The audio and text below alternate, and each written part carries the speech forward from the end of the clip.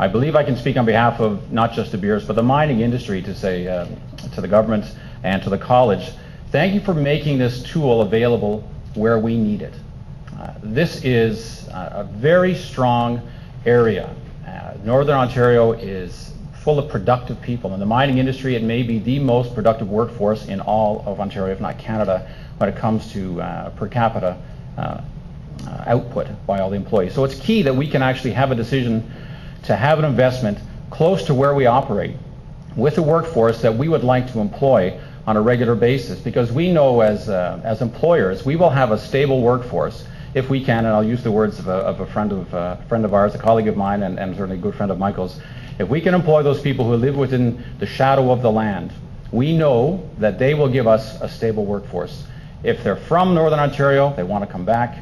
If they just arrived, we know they want to stay. And if they're here now, we want to be able to train them so they can take advantage of the wonderful opportunities either at the De Beers Victor mine or at the other mining operations or other resource industries we have. So a tool that allows us, the investment here today, to use it for people in the North is going to be key to seeing the North continue to succeed and knock down any challenges we have. So we appreciate that opportunity here today on behalf of industry to see more investment in the North. The second thing that brings me here today is what's been going on in our economy in terms of skilled trades. I think everyone's aware of the challenges that are happening across the board in terms of restructuring in certain sectors. And here in the North, we've seen in the forestry sector people who are displaced, people who are being laid off. But at the same time, we're also seeing tremendous growth in a number of sectors. Obviously, mining comes to mind, the skilled trades in general, the construction sector.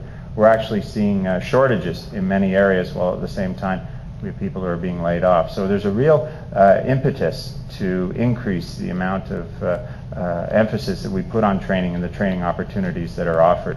As a government, we've set out to increase apprenticeships by 25%. Actually, during our first term, that was the target, which we met, and we're trying to do an additional 25%.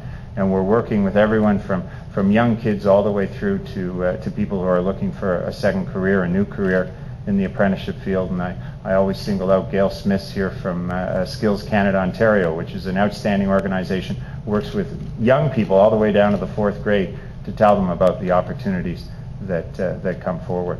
So that's sort of the second part of the context of today. And the two of these issues, I guess, came together really in the budget, the provincial budget that was announced in March. We brought forward a $1.5 billion Skills to Job action plan, which